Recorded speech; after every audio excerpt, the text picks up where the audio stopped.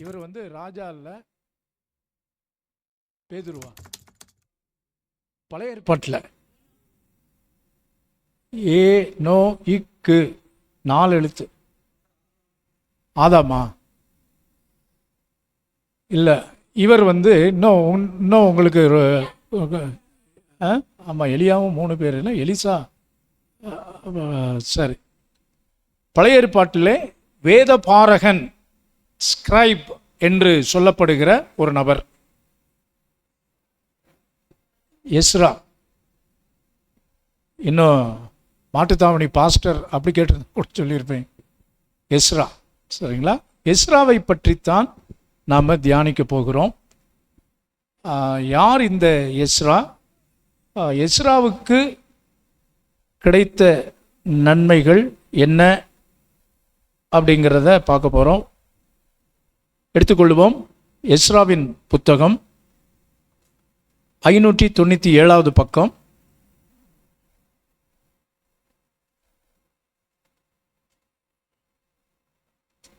ஏழாம் அதிகாரம் 6வது வசனத்தை வாசிப்போம் ஒருவர்.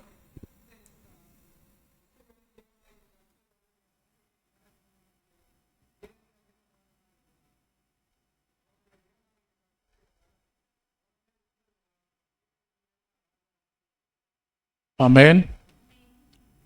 இந்த எஸ்ரா இஸ்ரவேலின் தேவனாகிய கர்த்தர் அருளின மோசேயின் நியாய பிரமாணத்திலே தேறின வேத பாரகனாய் இருந்தான். அவனுடைய தேவனாகிய கர்த்தருடைய கரம் அவன் மேல் இருந்ததினால் அவன் கேட்டவைகளை எல்லாம் ராஜா அவனுக்கு கொடுத்தான். எஸ்ரா வேத பாரகன். வேத பாரகன் சொன்னால் ஸ்கிரைப், வேத பாரகர்கள். புதிய ஏற்பாட்டிலும் பரிசேயர், வேத பாரகர், ஊழியக்காரர், சபையில் இருந்து நியாய பிரமாணத்தை போதிக்கிறவர்கள். அந்த காலத்தில் இதை போன்ற தேவாலயங்கள் இல்லை, ஆசரிப்பு கூடாரம். இப்படி அங்கே சாலமோன் கட்டின தேவாலயம், இவைகளில் இருந்து இந்த ஊழியங்களை, நியாயப்பிரமாண புஸ்தகத்தை, மோசேயின் ஆகமத்தை அவர்கள் வாசிக்கிற, நியாய பிரமாணத்தை சொல்லுகிற ஊழியர்களாய் இருந்தவர்கள். இந்த எஸ்ராவுடைய பெயரிலேயே ஒரு புத்தகம் பைபிளில் இருக்கிறது. ஆண்களுடைய பெயரில் பல வேதாகம புஸ்தகங்கள் இருக்கிறது. தானியேல், தீர்க்க தரிசன புத்தகங்கள் எல்லாமே ஆண் தீர்க்கதரிசிகளுடைய பேரில் இருக்கிறது. இந்த எஸ்ராவும் அவருடைய பெயரிலேயே இந்த ஒரு புத்தகமும் இருக்கிறதை நாம் பார்க்கிறோம். யோபு அவரும் ஒரு ஆண், அவருடைய பெயரில் புத்தகம் இருக்கிறது. ஸோ அதிகமாக ஆண்கள், அதுலேயும் மெஜாரிட்டி. அல்லேலூயா. பைபிளில் சில புத்தகங்களே ஆண்கள் பெயரிலே இருக்கிறது. பெண்கள் பெயரிலே 2 தான் இருக்கிறது. அப்படி தானே? Esther, Ruth and Esther. அதுலேயும் பாருங்கள், ஆண்கள் தான் மெஜாரிட்டி, பல பேர் இருக்கிறோம். அதனால் நாம் சபையில் வேணால் ஒரு வேளை மைனாரிட்டியாக இருக்கலாம், ஆனால் மாலை ஆராதனையிலே நம்ம தான் மெஜாரிட்டி. ஆண்டவருக்கு மகிமை உண்டாகட்டும். ஸோ கர்த்தர் அற்புதமான கிரியைகளை செய்கிறார். இதில் ஒரு வாசகம் பார்க்கிறோம். இந்த எஸ்ராவின் மேல் கர்த்தருடைய கரம் இருந்ததினால், because of the hand of the Lord was upon him, the king gave all the needed things, or all the requirements needed for Ezra. கர்த்தருடைய கரம் அவன் மேல் இருந்ததினால் ராஜா எஸ்ரா கேட்டவைகளை எல்லாம் கொடுத்தான். இந்த ஜெப மாதத்தில் தேவ பிள்ளைகளாகிய உங்களுடைய என்னுடைய வாழ்க்கையில் தேவனுடைய கரம் நம்மேல இருக்கும் என்றால், எல்லாருக்கும் ராஜாவாகிய நம்முடைய தேவாதி தேவன் நாம் கேட்கிற எல்லாவற்றையும் நமக்காக அவர் தந்தருளுவார். அல்லேலூயா, அல்லேலூயா. இந்த எஸ்ரா கர்த்தருடைய கரம், ஒரு பாடல் உண்டு, ஃபாதர் பெர்க்மன்ஸ்,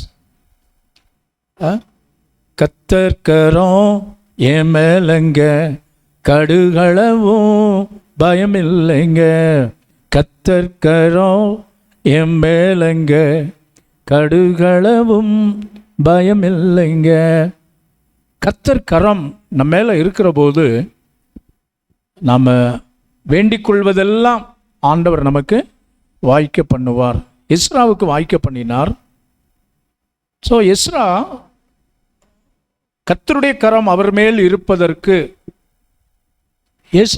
எஸ்ராவின் இடத்துல காணப்பட்ட காரியம் என்ன அப்படின்னு சொல்லி நம்ம பார்க்க போகிறோம்.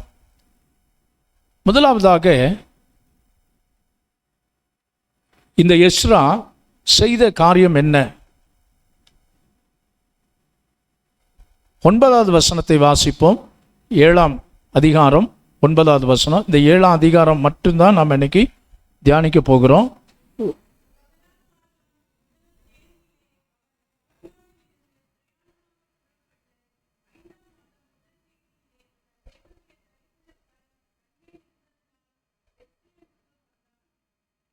பாருங்க, அவன் எருசலேமுக்கு வந்தான். அதான் எஸ்ரா செய்த முதல் நல்ல காரியம். கர்த்தருடைய கரம் என் மேலே இருக்கணும், என்னுடைய வேண்டுதல்களை எல்லாம் ஆண்டவர் கேட்கணும், எனக்கு பதில் கிடைக்கணும், என் ஜெபத்திற்கு பதில் வர வேண்டும் அப்படின்னு நீங்களும் நானும் விரும்புகிறோம். அது நிச்சயமாய் நிறைவேறும். எப்பொழுது என்றால், நீங்களும் நானும் எங்கே வரணும்?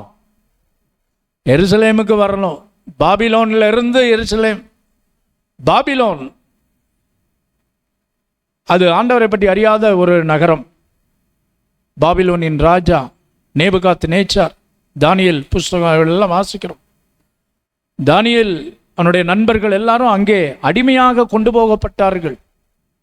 எருசலேம் தான் தேவனுடைய வீடு. எருசலேம் இந்த தேவ பிரசன்னத்தை குறிக்கிற தேவ ஆலயம், தேவ பிரசன்னம், தேவ சமூகம். இதிலே வருகிறவர்களை தேவன் ஆசீர்வதிக்கிறார். நன்மையான கரம் நம்மேல இருக்கும். நெகேமியாவிலேயும் இதே ஸ்டேட்மெண்ட்டை நம்ம வாசிக்கிறோம். கர்த்தருடைய கரம் என்மேல் நன்மையாய் இருந்தபடியினால் இந்த அலங்கத்தை கட்டும்படி வாருங்கள் என்று சொல்லி ஜனங்களை எல்லாம். காரணம் என்ன? அந்த தேவனுடைய கரம் நெகேமியாவின் மேல் நன்மையாக இருந்தது. இங்கே எஸ்ராவின் மேல் நன்மையாக இருந்தது. செய்த காரியம் என்ன? எருசலேமுக்கு வந்தான். Come back to Jerusalem. எருசலேம் அப்பத்தின் வீடு, தேவனுடைய வீடு, தேவாலயம், தேவ பிரசன்னம். ஆண்டவர் நமக்கு தேவாலயத்திலே தான் அவ்வளவு அற்புதமான நன்மைகளை, கிருபைகளை ஆண்டவர் வச்சிருக்கிறார். தேவ சமூகத்திற்கு வாருங்கள். பிசாசானவன் செய்கிற சூழ்ச்சிகள், அவன் கொண்டு வருகிற போராட்டங்கள் எல்லாம் நமக்கும் தேவனுக்கும் உறவு துண்டிக்கப்பட வேண்டும் என்பதுதான் அவனுடைய பிரதான நோக்கம். ஏதேன் தோட்டத்திலே ஏன் அவன் பாவம் செய்ய தூண்டினான் ஆதாம் ஏவாளை? இதை புசிக்கும் நாளிலே சாகவே சாவீர்கள் என்றார். சாவு, அதாவது பிசிக்கல் டெத் அங்கே வரல, ஆனால் spiritual death. they were separated from the communion with God. தேவனோடு உள்ள அந்த உறவு, அந்த fellowship with God was broken. அவன் ஜெயிச்சிட்டான் சாத்தான். அதான் அவனுடைய நோக்கம். அருமையானவர்களே, தேவாலயம், தேவ பிரசன்னம், சத்துரு கொண்டு வருகிற போராட்டம், பாடு, இதனுடைய நோக்கமெல்லாம் என்ன தெரியுமா? உங்களை அல்லது நம்மை தேவனுடைய அந்த அன்பின் ஐக்கியத்திலிருந்து துண்டிப்பது. சில விசுவாசிகள் அதற்கு பலிகடாவாக மாறிவிடுகிறார்கள். அப்படிப்பட்ட நேரத்திலே நாம இன்னும் கர்த்தரை தேடுவதற்கு நெருக்கத்தின் காலத்திலும் தாவீது எப்படி நெருக்கத்தின் மத்தியிலும் கர்த்தருக்குள்ளே தன்னை திடப்படுத்தி கொண்டு அவன் எல்லாம் இழந்து எல்லாம் போயிடுச்சு.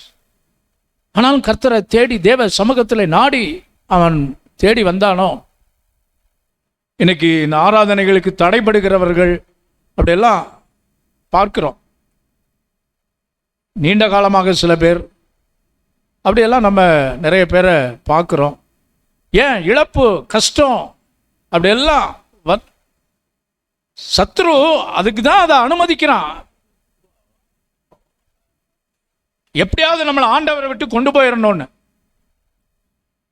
அப்படித்தான் யோபினுடைய மனைவி போயிட்டாங்க. ஆனால் யோபு நிலைத்திருந்தார், கர்த்தருக்குள்ளே தன்னை திடப்படுத்தினார். அவருக்கு தான் டபுள் போர்ஷன் ஆஃப் பிளெஸிங். இந்த எஸ்ரா பாபிலோனிலிருந்து சிரத்தை எடுத்து தேவ சமூகத்திற்கு வருகிறார். கர்த்தர் அவரை கனப்படுத்தி தேவாலயத்தில் அந்த தெய்வீக உறவை ஒரு நாளும். இப்போ இந்த ஃப்ளைட்டு அகமதாபாத்தில் ஜூன் 12 அது எல்லாம் உலகமே எல்லாம் தெரியும் இல்லையா? அதை இப்போது அதுக்கு என்ன காரணம் அப்படியெல்லாம் அதை கண்டுபிடிச்சிருக்கிறாங்க. இன்னும் முழுமையான தகவல்கள் வரல. இந்த ஜூலை 12 ஒன்று கண்டுபிடிச்சாங்க. அந்த அந்த கருப்பு பெட்டி, அதில் நடந்த உரையாடல், அது இது என்ன காரணம் அப்படியெல்லாம். அதில் ஒரு சின்ன ஒரு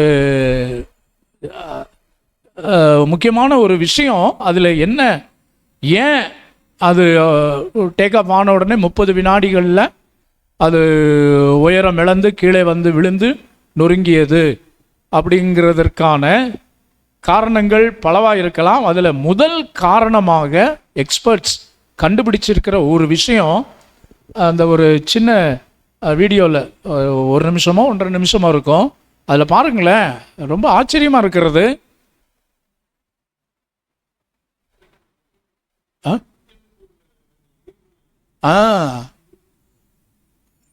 அதாவது பெட்ரோல், அதான் ஃபஸ்ட் கிளாஸ் பெட்ரோல், ஏரோப்ளைனில் பயன்படுத்துகிற பெட்ரோல், நம்ம சாதாரண பெட்ரோல் இல்லை, ஃபஸ்ட் கிளாஸ் பெட்ரோல், சரிங்களா? அது விலை பல மடங்கு. அதான் அந்த பெட்ரோல் என்ஜினுக்கு, டபுள் என்ஜின் இல்லையா, போயிங் 741 டபுள் என்ஜினுக்கு போக வேண்டிய பெட்ரோல், அது வந்து ஆன்லேருந்து கட் ஆஃப்.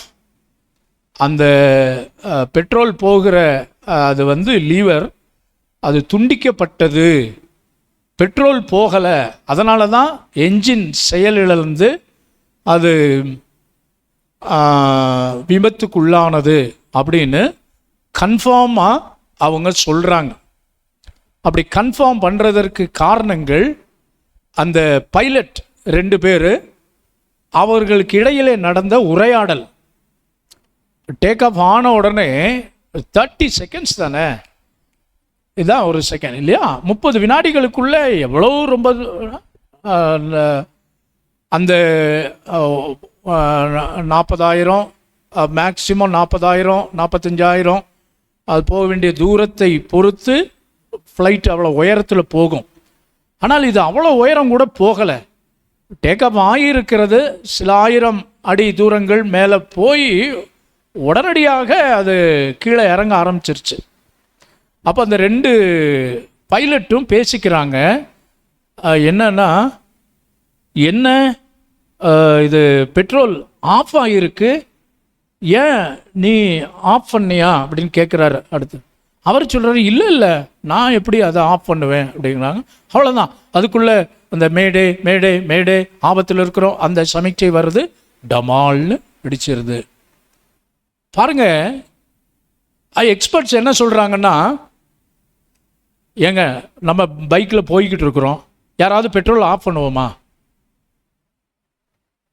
என்ன இப்படி முழிக்கிறீங்க, சிலையாயிடுறீங்க? சொல்லுங்க, ஆஃப் பண்ண மாட்டோம். பெட்ரோல் ஆன்ல இல்லாம பைக்கு ஸ்டார்ட் ஆகுமா? அப்போ ஆன்ல இருந்த சுவிட்சு அதான் ஃப்ளைட்டு டேக் ஆஃப் ஆயிருக்கு. எந்த பைலட்டும் ஃப்ளைட்டு ஓடிக்கிட்டு இருக்கிற போது அதை சுவிட்சை போட மாட்டாங்க, ஆஃப் பண்ண மாட்டாங்க. ஸோ இதில் ஏதோ ஒரு தவறு நடந்திருக்கு. ஆன்ல இருந்தது ஆன்ல இல்லைன்னா வண்டி மூவே ஆகாது, ஃப்ளைட்டு. ஆனால் மூவ் ஆகிருக்கு, டேக் ஆஃப் ஆகிருக்கு. அது எப்படி தானா?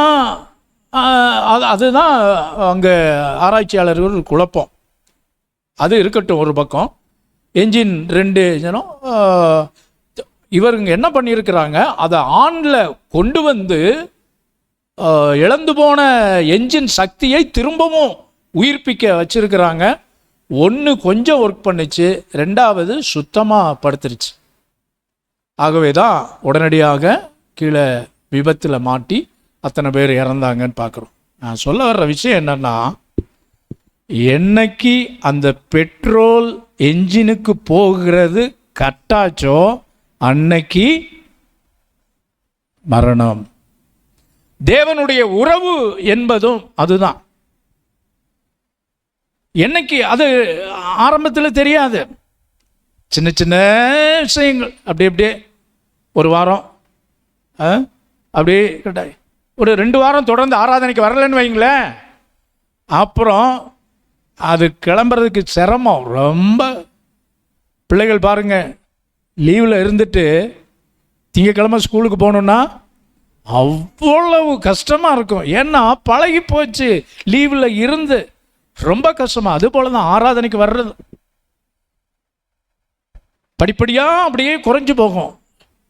அது வேற யாரையும் பிரியப்படுத்துறதுக்காகல்ல, சாத்தான் கொண்டு வருகிற ஒரு இது. சரிங்களா? ஆகவே அருமையானவர்களே, சின்ன அந்த ஒரு இது அதான் அதை அவங்க குழப்பிக்கிறாங்க. அது எப்படி நடக்கும்? கைக்கு தவறை அப்படி பற்றுச்சா? அது அவ்வளவு சாதாரண விஷயம் கிடையாதுங்க. சரிங்களா? ஸோ இதில் ஏதோ, ஆனால் சொல்லப்படுகிற கருத்து என்னன்னு சொன்னால், தேவ சமூகம், தேவ பிரசன்னம் ஆண்டவரை விட்டு போக போக போக அதே நகோமி என்ன ஆனாங்க, இங்கே எருசலேமை விட்டு அங்கே மோவாப்புக்கு போனார்கள். சாப்பாடு அங்கே கிடைக்குது, இங்கே பஞ்சம்.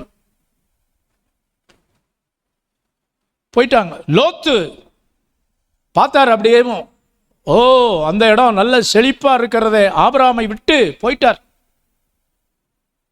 பிரச்சனை வர்றது, ஆபிரகாமோட இருந்தா சண்டை வருது, உடனே அதை விட்டு போக வேண்டும் என்று தன்னுடைய இஷ்டம் போல அப்படி சுயபுத்தியின் மேல் சாயாமல்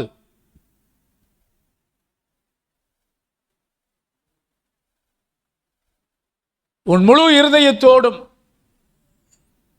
தேவனை விட்டு தூரம் போகும் எந்த ஒரு காரியத்துக்கும் இடம் கூட. தேவ சமூகத்துக்கு வாருங்கள், தேவாலயத்திற்கு எருசலேமுக்கு வாருங்கள்.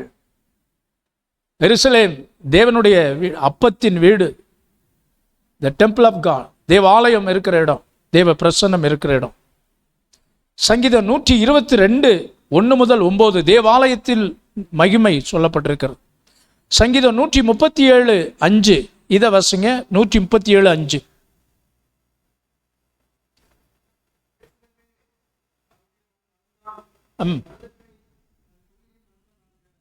தாவீது ஜெபிக்கிறார், எருசலேமே நான் உன்னை மறந்தால்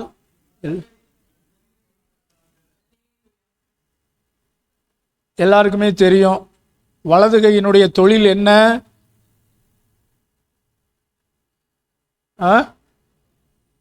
சரி, வலதுகைனா நம்முடைய ரைட் ஹேண்டா? வலது தானே? சரி, மெயினான வேலை என்ன? பூவா சாப்பாடு. தாவீது என்ன சொல்றாரு? எருசலேமே, தேவ பிரசன்னமே, நான் உன்னை மறந்தால், நீங்க மறந்தா எங்கே போவேனா? சரிங்களா? வலது கையினுடைய தொழில் மெயின் சாப்பாடு, உழைக்கிறோம், மற்ற காரியங்கள். ஆனால் தேவ பிள்ளைகளை பாருங்க, எருசலேம் அவ்வளவு முக்கியமான தேவ பிரசன்னம். ரெண்டாவது எஸ்ரா, கர்த்தருடைய கரம். இன்னைக்கு இதை வாக்குத்தத்தமாய் நீங்கள் எடுத்துக்கொள்ளுங்கள். கர்த்தருடைய கரம் உங்க மேல, என் மேல, நம்முடைய படிப்புல, நம்முடைய தொழிலில், நம்முடைய வியாபாரத்தில், நம்முடைய சரீரத்தில் நன்மையா இருக்க வேண்டுமானால் தேவ பிரசன்னம் நாடி வர வேண்டும். ரெண்டாவது எஸ்ரா செய்தது என்ன? 10ஆம் வசனம் வாசிங்க.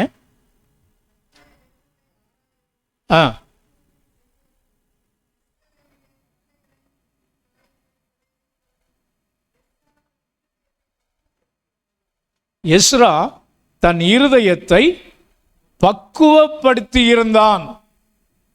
அந்த வார்த்தையை அண்டர்லைன் பண்ணுங்க. எருசலேமுக்கு வந்தான். ரெண்டாவது, இருதயத்தை பக்குவப்படுத்தி இருந்தான். இருதயத்தை என்ன பண்ணி இருந்தாரா?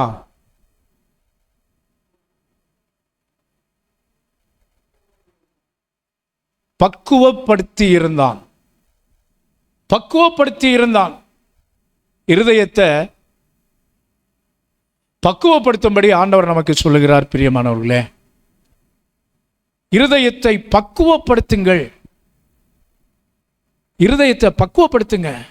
எதுக்கு இருதயத்தை பக்குவப்படுத்தணும்? கர்த்தருடைய வேதத்தை ஆராய, அதின்படி செய்ய, இஸ்ரவேலிலே கட்டளைகளையும் நீதி நியாயங்களையும் உபதேசிக்க எஸ்ரா தன் இருதயத்தை பக்குவப்படுத்தி இருந்தான். இன்னைக்கு நிறைய பேர் நம்ம வயிற்றை பக்குவப்படுத்துறோம். வயிற்றை ஒரு அடி மேலே இதில் கவனம் செலுத்தாம இதில் கொஞ்சம் கவனம் செலுத்துங்க. இருதயத்தை இல்லைங்களா? இருதயத்தை பக்குவப்படுத்தி இருந்தான். அருமையானவர்களே, இருதயத்தை பக்குவப்படுத்துதல் என்றால் என்ன? சொல்லுங்க. இருதயத்தை எப்படி பக்குவப்பட?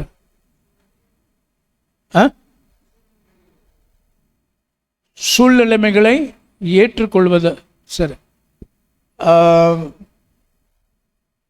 பக்குவமா அப்படிங்கிற அந்த வார்த்தைக்கு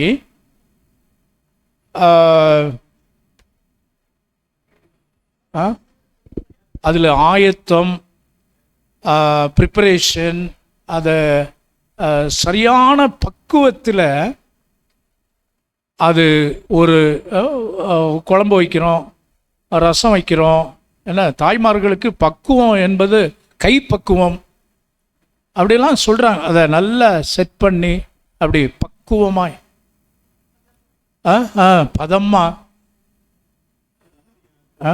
பதமா எடுங்க. ரொம்ப மொறுமொறுன்னு எடுத்துடாதீங்க. 65னா அல்லது போன்லெஸ்னா கொஞ்சம் பதமாக இருக்கணும். அதுதாங்க பக்குவம். நம்ம ஆட்கள் பதத்திலேயே பதமாடுங்க அண்ணே, பதமாடுங்க, முருக விட்டுறாதீங்க.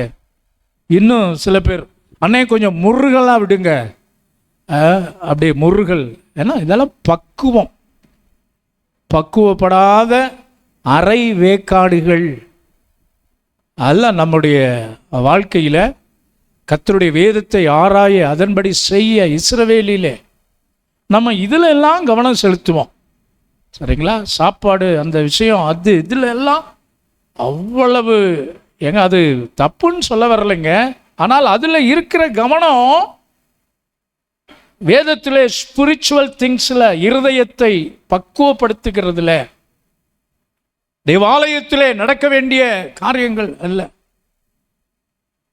தேவ சமூகத்தில் உட்கார், சேரில் உட்காந்தும் சமணம் போட்டு உட்கார்றது,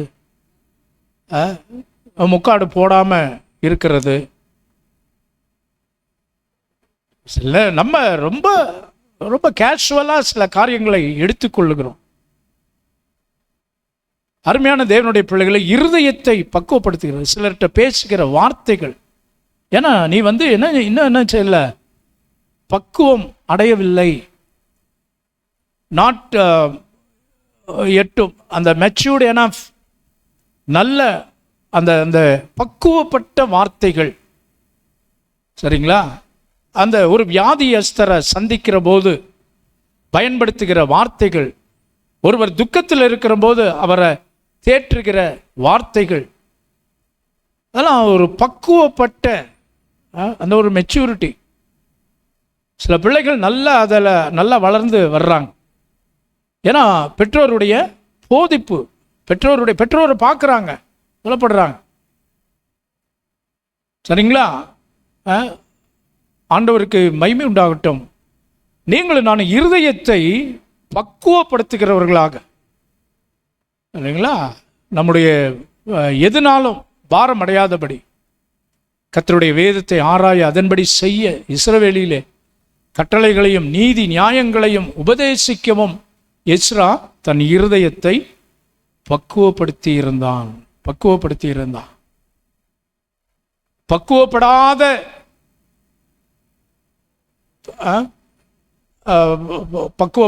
நிலத்தை அது என்ன செய்கிறாங்க, பக்குவப்படுத்துகிறார்கள், ஆயத்தப்படுத்துக. உழுது அகல உழுவதிலும் ஆழ உழு அப்படிங்கிறாங்க.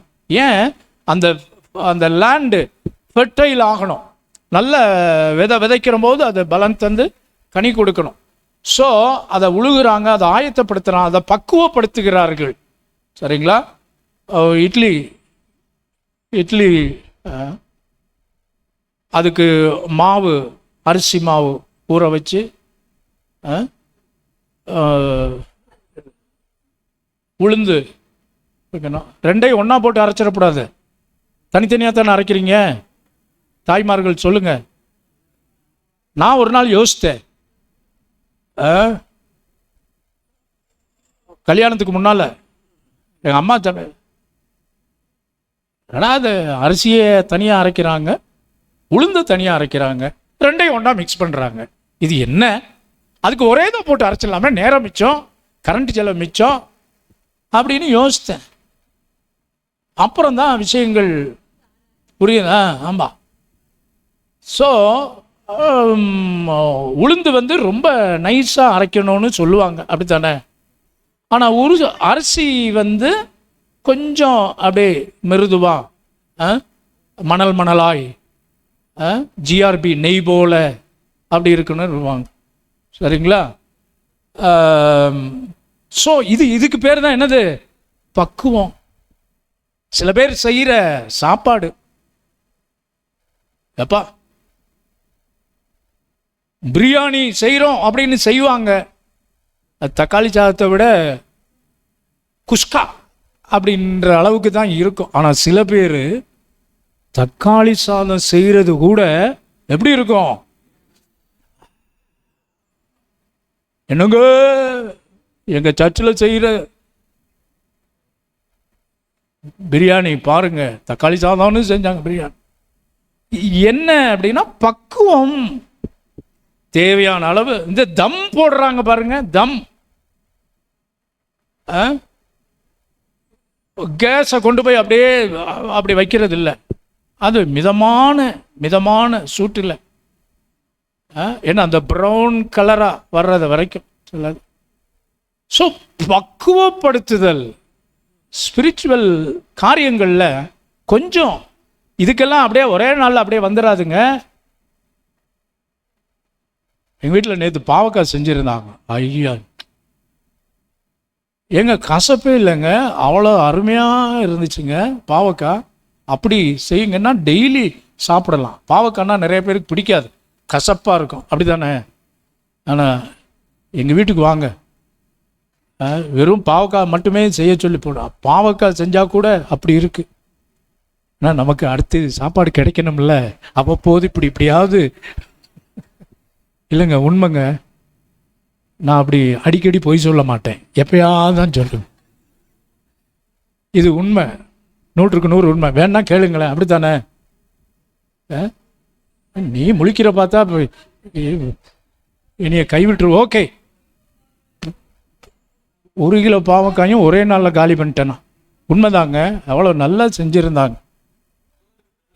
என்னங்கய்யா? அதான் சார், ரொம்ப நல்லது. நீங்கள் அதிகம் வெரி குட், ரொம்ப நல்லது, வெரி குட். சரி, ஓகே. இருதயத்தை பக்குவப்படுத்தி இருந்தான். அது மட்டுமல்ல, ஒரே ஒரு இன்னொரு விஷயம்.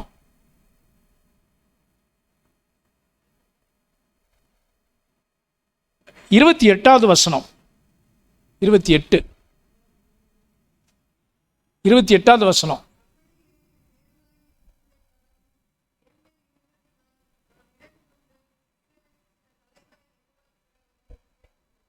பாருங்க, என் தேவனாகிய கர்த்தருடைய கரம் என் மேல இருந்ததினால யாவரோடும் நல்ல ஒரு ஐக்கியம். ஆமென். நல்லது ஒரு ஐக்கியம், ஒரு ஃபெலோஷிப். எல்லா மனுஷரும் ஒரே மாதிரி இருக்க மாட்டாங்க. எல்லாரும் உங்களை போல ஆவிக்குரியவங்களா இருக்க மாட்டாங்க.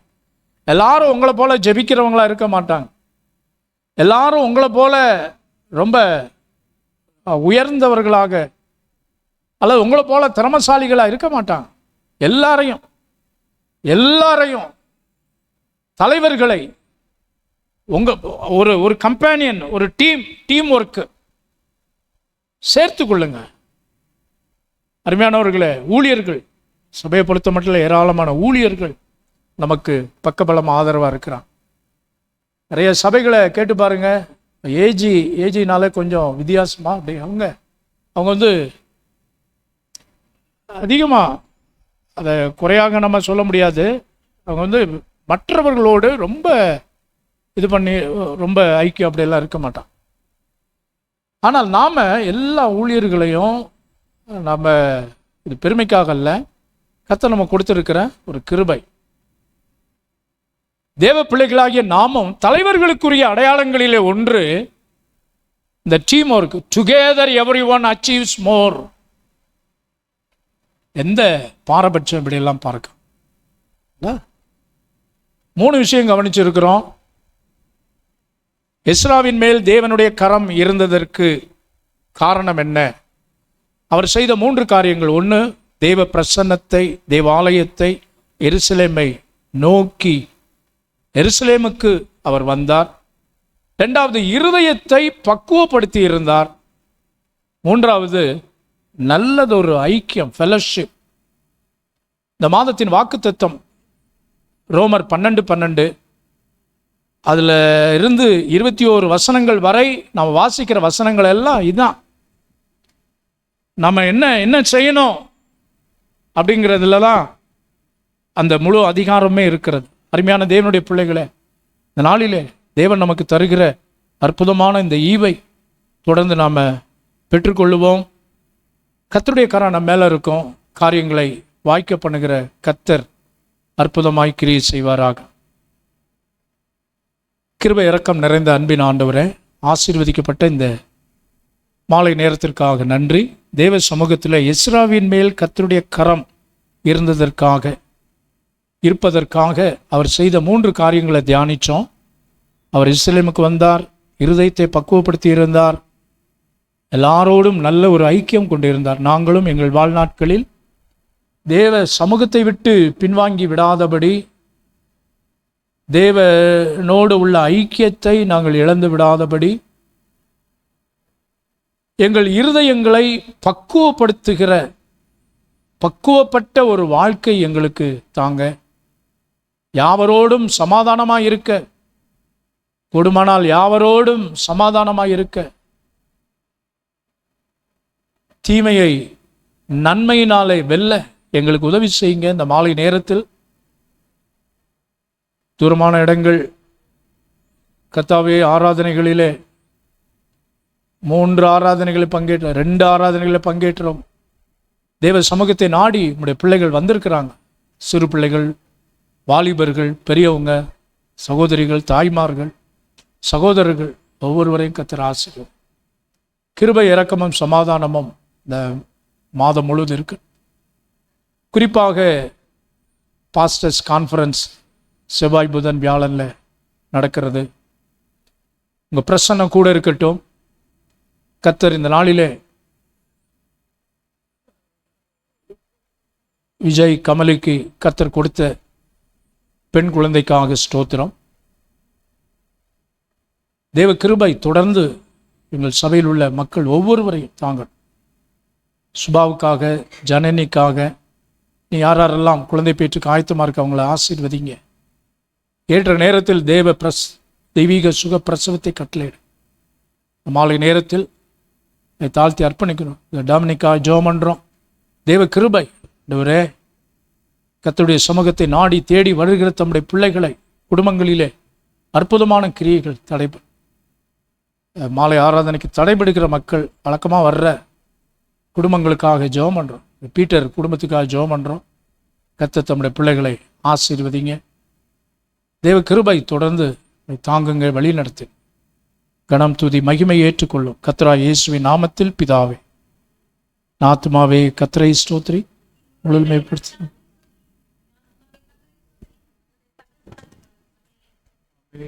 ஆமேன். எல்லாருக்கும் ஸ்தோத்திரம். கர்த்தர் உங்களை ஆசீர்வதிப்பாராக.